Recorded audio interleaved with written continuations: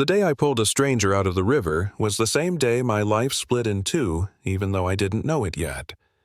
One version of me stayed on that bridge barefoot, shaking soaked to the bone, thinking, yeah, that was scary, but it's over now.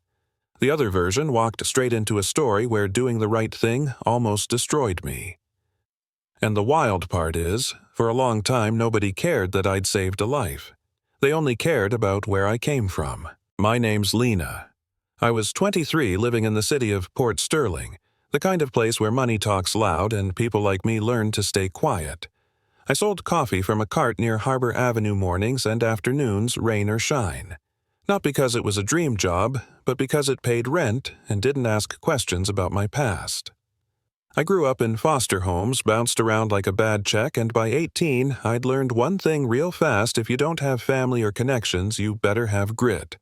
So I worked, smiled, kept my head down. You know how it is. That afternoon, traffic was backed up near the river bridge, horns blaring, tempers high. I was counting change for a customer when I heard this sound, metal screaming against metal, followed by a silence so heavy it felt wrong. I looked up just in time to see a dark sedan smash through the guardrail and vanish over the edge. No dramatic pause, no slow motion. Just gone. People froze. Phones came out. Someone yelled, "Oh my God!" I didn't think. I dropped the cash, kicked off my shoes, and ran. The river was cold, shock your bones cold, and the current pulled hard like it didn't want to give anything back. When I surfaced coughing, I saw the car sinking, bubbles rushing up like it was breathing its last breath.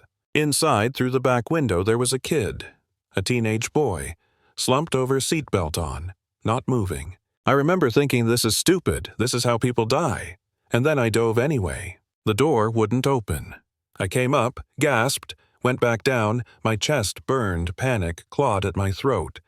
I slammed my arm against the window until it cracked, pain exploding up my elbow, but I didn't stop. The glass finally gave, and I got him loose, dragging him up with everything I had left. When we broke the surface, I screamed for help, like my voice might actually matter. Sirens, boats, hands pulling us out, the boy coughing alive. That sound, that first ugly cough, it still plays in my head sometimes.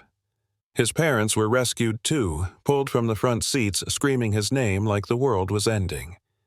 Someone wrapped me in a blanket, told me I was brave, told me I saved a life. I thought that was the end of it.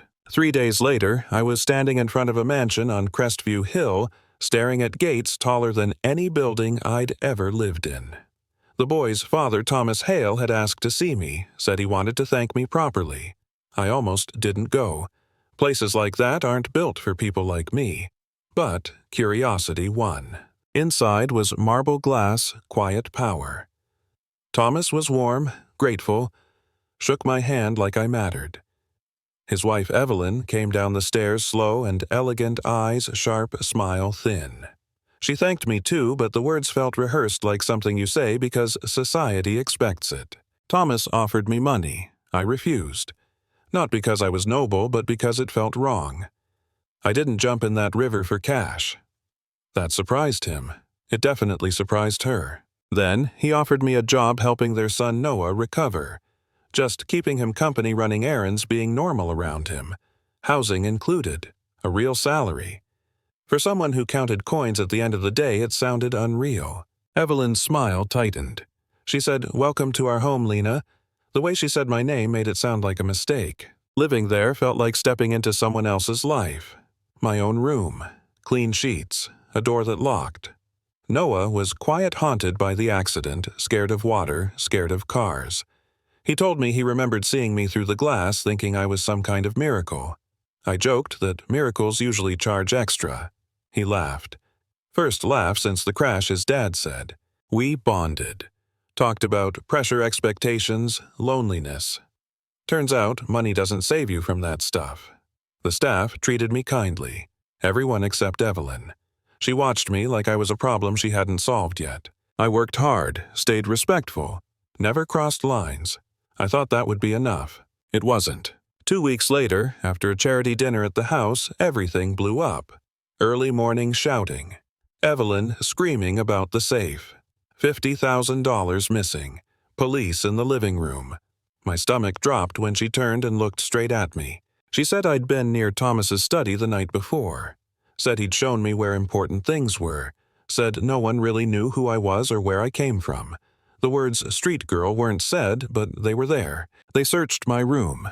Found nothing. Then came the security footage. Me in the hallway. Timestamps. Questions I couldn't answer.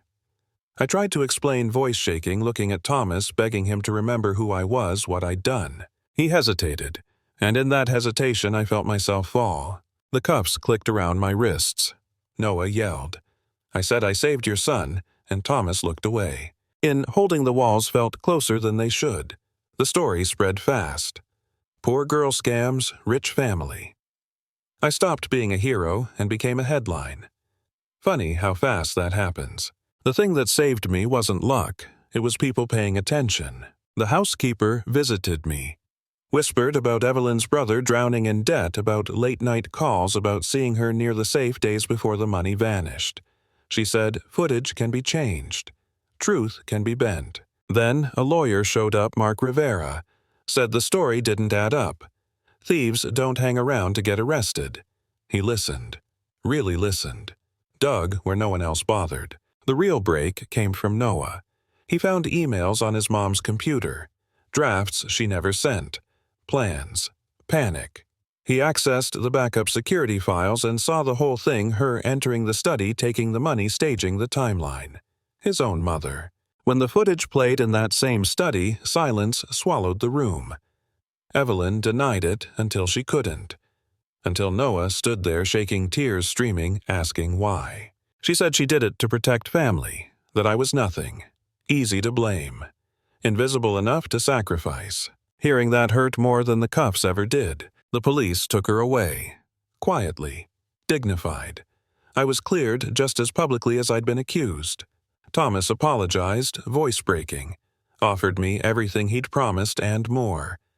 Education. Money. Public apology. I took the education. I turned down the house. I needed to stand on my own, not because I was proud, but because I needed to know I could. Today, I'm in school studying social services. Noah's doing better. Thomas is rebuilding his life. Evelyn is serving time. Sometimes I still think about that jump, about how one choice can expose everything ugly and beautiful in people. I don't regret it. I just see the world clearer now. So here's my question to you. If you were there, would you have jumped? And if the world turned on you after, would you still believe doing the right thing matters? Tell me what you think. Argue with me if you want to share a story you've seen or lived, because justice, bias, and truth aren't abstract ideas. They're real, and they show up when it matters most.